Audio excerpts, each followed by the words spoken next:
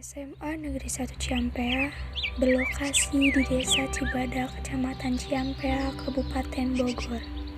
Sekolah ini berdiri pada tahun 1997. Bangunannya berada tepat di bawah kaki Gunung Kapur. Rimbunnya pepohonan dari Gunung Kapur menjadi ciri khas dari sekolah ini.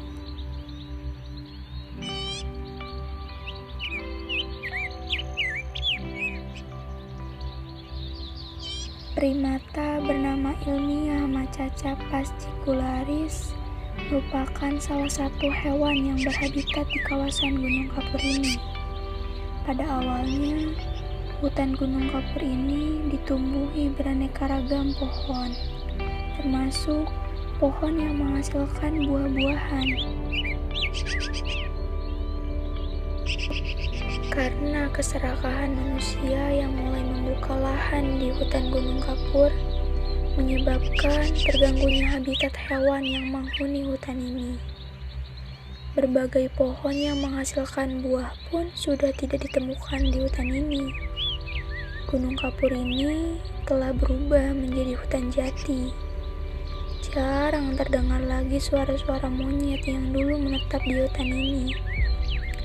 Mereka mulai kehilangan sumber makanan, dan akhirnya tak sedikit dari mereka mulai masuk ke kawasan manusia untuk mencari makan. Kawanan monyet masuk ke kawasan sekolah dan sesekali mencuri makanan milik warga sekolah. Biasanya mereka akan mulai mengacak-acak tempat sampah ketika jam istirahat sudah habis dan anak-anak masuk ke kelas. Di saat sepi seperti inilah mereka leluasa memakan makanan sisa. Hal ini terus berlanjut setiap hari selama sekolah berlangsung. Akibatnya, sekolah menjadi kotor karena sampah yang berserakan. Kelas jika musim hujan tiba.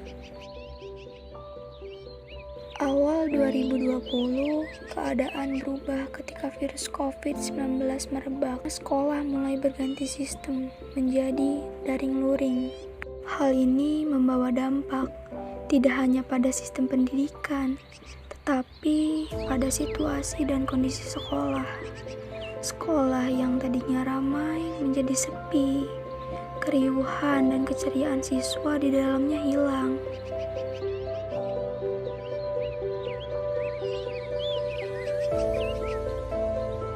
Fasilitas yang hampir 2 tahun ini tidak digunakan mulai terlihat rusak. Penutupan sekolah selama pandemi hanya meninggalkan kesunyian kelas kosong dan sudut-sudut sekolah yang penuh dengan cerita.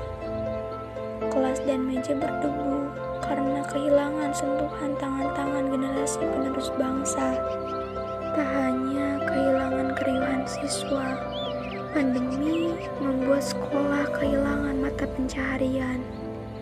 Terlihat kantin yang kotor dan berdebu meninggalkan sejuta kenangan yang tak akan pernah terlupakan. Banyak manusia yang merasa terganggu oleh ulah kawanan monyet ini. Tetapi tidak sedikit pula manusia yang masih peduli dengan kondisi monyet yang kelaparan ini.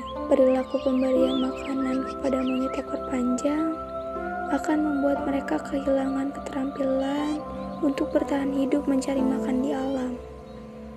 Sebuah mimpi dan juga harapan untuk melestarikan monyet ekor panjang ini adalah membuat tempat penangkaran khusus dan mengembalikan habitatnya di hutan. Semoga dari sebuah cita-cita ini akan terwujud sebuah aksi nyata untuk mengembalikan keterampilan monyet-monyet ini untuk bertahan hidup mencari makan di alam.